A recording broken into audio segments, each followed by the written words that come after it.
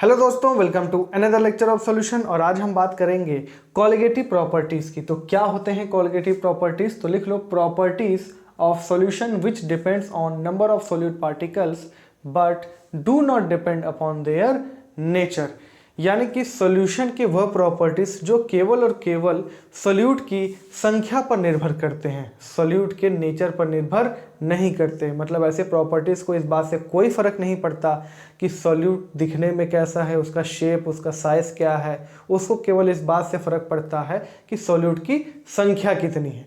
जैसे सपोज करो कि हमने क्या किया है, 1 किलोग्राम वाटर में हमने 1 मोल यूरिया घोल के रखा है और दूसरे जगह 1 किलोग्राम वाटर में हमने 1 मोल शुगर घोल के रखा है। ठीक है, अब दोनों ही सॉल्यूशन के लिए जो भी क्वालिटेटिव प्रॉपर्टीज हम मेजर कर रहे हैं, दोनों के लिए समान वैल्यू आएगा। जैसे अगर हम बात करें यहाँ पर एलिवेशन इन बॉइलिंग पॉइंट की, तो एलिवेशन इन बॉइलिंग पॉइंट चाहे हम वो यूरिया सोल्यूशन में देखें चाहे वो शुगर सोल्यूशन में देखें, समान आएगा। क्योंकि दोनों में ही हमने क्या करके रखा है, 1 मोल यूरिया एक जगह और 1 मोल शुगर दूसरे जगह। 1 मोल में कितना यूरिया होगा? एवोगाड्रो नंबर के संख्या के बराबर। 1 मोल में कितना शुगर होगा? एवोगाड्रो नंबर की संख्या के बराबर। तो शुगर का मॉलिक्यूल दिखने में कैसा है, उसका साइज यूरिया के मुकाबले बड़ा है छोटा है, इस बात से फर्क नहीं पड़ता। संख्या बस है कि शुगर की संख्या भी उतनी ही है जितनी यूरिया की संख्या है। तो दोनों ही सोल्यूशन में जो कॉलिगेटिव प्रॉपर्टीज की वैल्यू होगी क्या होगी? सेम आएगी। ठीक है, तो ये होते हैं कॉलिगेटिव प्रॉपर्टीज जिनको इस बात से कोई फर्क नहीं पड़ता कि सोल्यूट दिखने में कैसा है, कितना बड़ा है, कितना छोटा है, इससे फर्क नहीं पड़ता। केवल और केवल संख्या में कितना है, इस बात से फर्क पड़ता है। ठीक है, तो यहाँ पे 4 हमको क्वालिटेटिव प्रॉपर्टीज पढ़ने हैं। Relative lowering of vapour pressure, देखो मैं बता दूं, लोअरिंग ऑफ वेपर प्रेशर ये जो है क्वालिटेटिव प्रॉपर्टी नहीं होती है, relative lowering of vapour pressure होती है क्वालिटेटिव प्रॉपर्टी।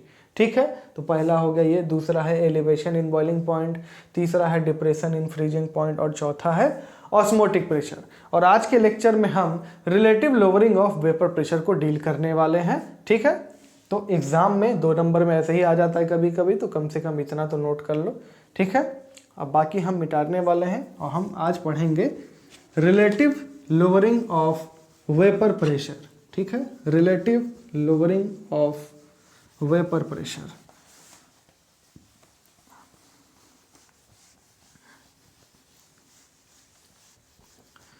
देखो, लोअरिंग ऑफ वेपर प्रेशर क्या मतलब है इससे? देखो होता क्या है, लिख लो, when a non-volatile solute is added to a volatile solvent। भाई वोलाटाइल सॉल्वेंट क्या था? उसके वेपर आराम से बन रहे थे। अब उसमें हमने एक नॉन वोलाटाइल सोल्यूट ऐड कर दिया। नॉन वोलाटाइल यानी कि जिसके वेपर नहीं बन सकते। When a non-volatile solute is added to a volatile solvent, then vapor pressure of solution formed is found to be less than that of pure solvent. यानी कि जब हमने नॉन वोलाटाइल सोल्यूट को ऐड कर दिया सॉल्वेंट में, तो जितना सॉल्वेंट का जो वेपर प्रेशर था, अब जब सॉल्यूशन बन गया, हमने सॉल्यूट ऐड कर दिया, तो अब सॉल्यूशन का जो वेपर प्रेशर वो प्योर सॉल्वेंट के मुकाबले कम हो जाता है। Is found to be less than that of pure solvent. This decrease in vapour pressure is called lowering of vapor pressure। lowering of vapor pressure। ठीक है, देखो होता क्या है, ये रहा अपना प्योर लिक्विड, कोई लिक्विड है, सपोज करो वाटर ही है, इसके कुछ वेपर बन रहे हैं। ठीक, वेपर बन रहा है। अब इसका वेपर प्रेशर कितना था? हम मान रहे थे कि P0 है। ठीक है, P0 क्या है? Vapour pressure of pure solvent. अब हमने क्या किया, इसमें एक नॉन वोलाटाइल सॉल्यूट ऐड कर दिया। अब नॉन वोलेटाइल सॉल्यूट क्या होता है, एक तो खुद वो वेपर बनता नहीं है और दूसरा वो क्या करेगा, ये कुछ जगह घेर लेगा कि नहीं। सपोज करो कि इतने जगह पे वो आके बैठ गया, अब इतना एरिया उसने जो आराम से उड़ रहा था, जो पहला जो सॉल्वेंट मौजूद था उसका इतना एरिया उसने कवर कर लिया कि नहीं। एक तो खुद वो नहीं उड़ रहा है और इतने जगह को और घेर लिया उसने। अब क्या होगा, अब जब ये सॉल्यूशन बना तो जितने आराम से सब वेपर बन रहा था यहाँ पर प्योर सॉल्वेंट में, अब इतने जगह पे जो है वेपर कम बनेंगे कि नहीं, ये वाला जगह थोड़ा सा छेंक लिया गया कि नहीं सॉल्यूट के मॉलिक्यूल के द्वारा। तो इसी के कारण वेपर पहले के मुकाबले अब कम बनने लगा। तो अब जो वेपर प्रेशर सॉल्यूशन का हो जाएगा, यानी कि जो वेपर प्रेशर सॉल्यूशन का उसको हम पीएस बोल देते हैं। तो पीएस क्या है, कम है। मतलब जब प्योर फॉर्म में था, प्योर लिक्विड मौजूद था, प्योर सॉल्वेंट था, तो उसका पी नॉट यानी वेपर प्रेशर ज़्यादा था। अब क्या हुआ, सॉल्यूशन बन गया, जब हमने नॉन वोलेटाइल सॉल्यूट ऐड कर दिया तो वेपर प्रेशर सॉल्यूशन का कम हो गया। ठीक है, तो यही होता है लोअरिंग ऑफ वेपर प्रेशर। तो कितना कम हो गया, तो भाई P naught minus P S, यही तो है लोअरिंग ऑफ वेपर प्रेशर। ठीक है, यहां पे लिख लेना कि पी नॉट क्या है, vapour pressure of pure solvent, और पी एस क्या है, वेपर प्रेशर ऑफ सॉल्यूशन। मतलब जब हमने सॉल्वेंट में नॉन वोलेटाइल सॉल्यूट को ऐड कर दिया तब जो सॉल्यूशन बना उसका ये वेपर प्रेशर है पी एस। तो P naught minus P S क्या है, लोअरिंग ऑफ वेपर प्रेशर। ठीक है, अब देखो लोअरिंग ऑफ वेपर प्रेशर कितना ज़्यादा होगा, या फिर हम कहें कि कितना वेपर प्रेशर ज़्यादा से ज़्यादा कम होगा। जितना ये मौजूद होगा, भाई इतना जगह घेर के रखा है, हम और ऐड कर दें तो और जगह घेरेगा, और अगर उसमें नॉन वोलेटाइल डाल दिए तो और जगह घेरेगा, और क्या करेगा, वेपर प्रेशर को कम करेगा और मॉलिक्यूल को ऊपर से ढक लेगा। तो जितना नॉन वोलेटाइल का अमाउंट होगा उतना ज़्यादा वेपर प्रेशर सॉल्यूशन का कम होगा। इसका मतलब जो लोअरिंग ऑफ वेपर प्रेशर है वो डायरेक्टली प्रोपोर्शनल होता है मोल फ्रैक्शन ऑफ सोल्यूट के, मोल फ्रैक्शन ऑफ सोल्यूट। ठीक है, तो P naught minus P S यही क्या है, लोअरिंग ऑफ वेपर प्रेशर। ये होता है directly proportional to mole fraction of solute, mole fraction of solute. ठीक है, तब यहाँ पे प्रोपोर्शनलिटी साइन हटाएंगे तो P naught minus P S बराबर P naught into mole fraction of solute. ठीक है, अब क्या है, ये पी नॉट नीचे आएगा तो P naught minus P S upon P naught बराबर मोल फ्रैक्शन ऑफ सोल्यूट। ठीक है, ये क्या है, ये relative lowering of vapour pressure है। P naught minus P S, इस चीज को लिख लो, P naught minus P S upon P naught, ये क्या है, रिलेटिव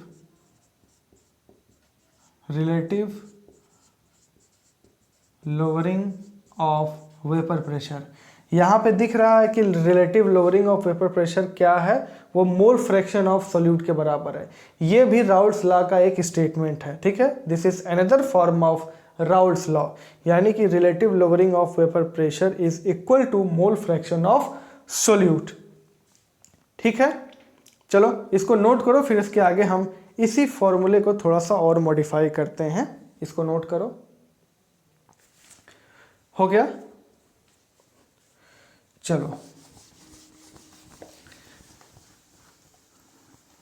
इस फॉर्मूले को हम थोड़ा सा और मॉडिफाई करते हैं।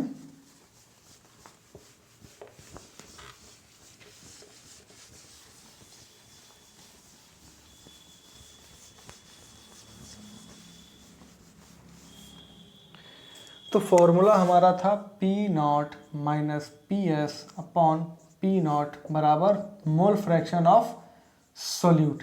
अब देखो हम क्या मानते हैं, हम मानते हैं कि ए जो है वो हमारा सॉल्वेंट है जो कि वोलाटाइल है, और बी जो है वो सॉल्यूट है।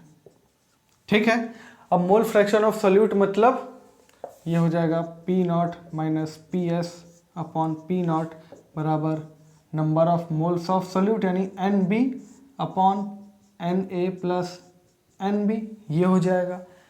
इसको उल्टा करो तो P0 upon P0 minus PS बराबर Na प्लस NB अपॉन में NB, NB से डिवाइड कर दो, P0 upon P0 minus PS बराबर Na अपॉन NB प्लस 1, इस 1 को इधर लेकर आओ तो P0 upon P0 minus PS minus 1 बराबर Na अपॉन NB। ठीक है, इसको और सॉल्व करो तो P0 minus P0 plus PS upon में P0 माइनस PS बराबर Na अपॉन NB। P0 से P0 ख़त्म। ठीक है, क्या बचा, अब इसके आगे करते हैं तो PS अपॉन में P0 माइनस PS बराबर Na अपॉन NB। ठीक है, इसको पलट दो तो P0 minus PS upon PS बराबर NB अपॉन Na। ठीक है, तो ये एक एक्सप्रेशन भी मिला हमको। तो एक एक्सप्रेशन तो ये है ही, और दूसरा एक्सप्रेशन ये हमको मिला। यहाँ पर B क्या है, B जो है वो सॉल्यूट है, A क्या है, सॉल्वेंट है। तो देखो दोनों ही ज़रूरत पड़ने पर हम क्या करेंगे, यूज़ करेंगे। और मैं बता दूँ यहाँ पर कि देखो जब भी P0 और PS दोनों दिया रहे, P0 और PS दिया रहे दोनों, और इधर से कुछ पूछे, मतलब सॉल्यूट या सॉल्वेंट में से कुछ पूछ रहा है, मास या मोलिकुलर मास, तब हम क्या करेंगे, इस चीज़ ये वाला फार्मूला यूज़ करेंगे। और अगर कभी PS पूछे तो ये वाला फार्मूला यूज़ करेंगे। ठीक है, हमारे लिए सहूलियत रहेगा।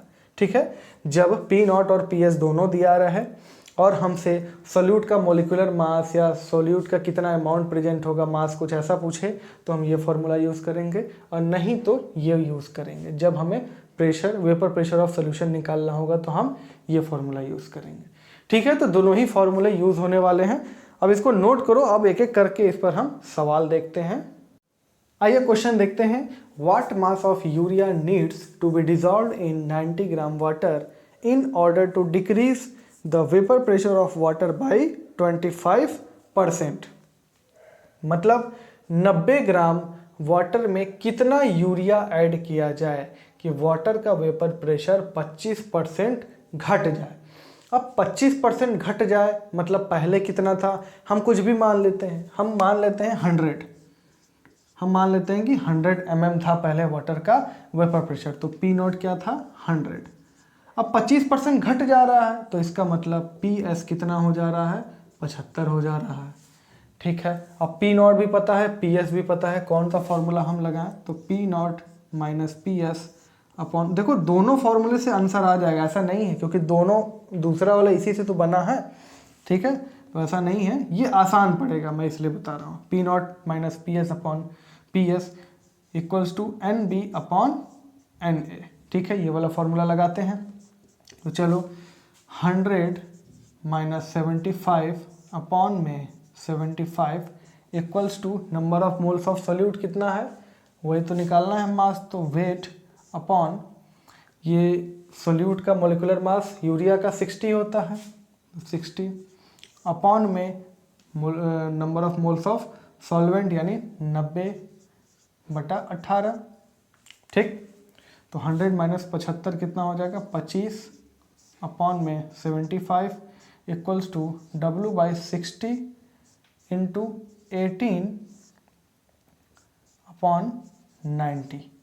ठीक, ये हो जाएगा 1/3, तो ये 1/3, तो 1/3 इक्वल्स टू, और ये 18, ये 5 बार में जाएगा तो W अपॉन 300। तो यहाँ से W कितना आ जाएगा, 100, यानी 90 ग्राम वाटर में 100 ग्राम हमको यूरिया मिलाना पड़ेगा, तब जाके वेपर प्रेशर वाटर का 25% कम हो जाएगा। ठीक है, इसको नोट करो, फिर अगले सवाल पे चलते हैं। चलिए अगला सवाल देखते हैं। The vapour pressure of 10% aqueous solution of a non-volatile substance at 100 degree Celsius is 745 mm of Hg. Calculate molecular mass of substance. फिर से मोलिकुलर मास निकालना है। और देखो 100 डिग्री सेल्सियस पर ये तो यहाँ पे सोल्यूशन का दिया हुआ है कि 745 mm ऑफ Hg है प्रेशर, वेपर प्रेशर। अब 100 डिग्री सेल्सियस पे जो प्योर वाटर होता है यानी कि पी नॉट कितना होता है 760 mm ऑफ Hg, ठीक है, ये होता है, ठीक। और पीएस भी दिया हुआ है 745 mm ऑफ Hg।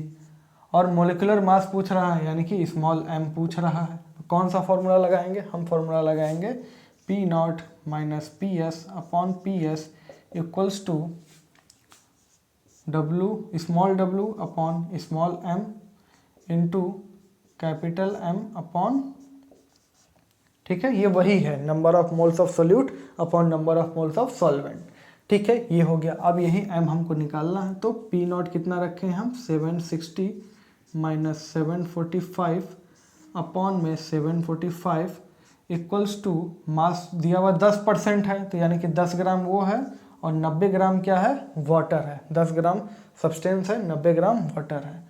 अब इसका मोलिकुलर मास नहीं पता हमें। अब यहाँ पे 90 दिया हुआ है वाटर का, और वाटर का मोलिकुलर मास 18, ये 18 पंजे 90, 5 बार में गया, और इसको डिवाइड कर दिए तो 2 बार में गया, ठीक है। तो यहाँ से आ जाएगा 760 माइनस 745 यानी 15 upon 745 equal to 2 upon m। तो यहाँ से m आ जाएगा 2 इंटू 745 अपॉन में 15, ठीक है। और इसको सॉल्व करेंगे तो ये आएगा 99.33, ठीक है। कितना मोलिकुलर मास होगा 99.33, ठीक है, इसको नोट करो। चलिए अगला सवाल देखते हैं। The vapour pressure of pure benzene is 740 mm of Hg, 0.1 gram of a non volatile solute जिसका मोलिकुलर मास दिया हुआ है 100 is added to 78 gram benzene, what will be vapour pressure of solution. यानी पीएस हमसे पूछ रहा है, तो हम कौन सा फॉर्मूला लगाएंगे, P naught minus P S upon P naught बराबर मोल फ्रैक्शन ऑफ सोल्यूट, यानी N B upon N A plus N B, ठीक है। तो चलो इसी में एक एक करके रखते हैं सब कुछ।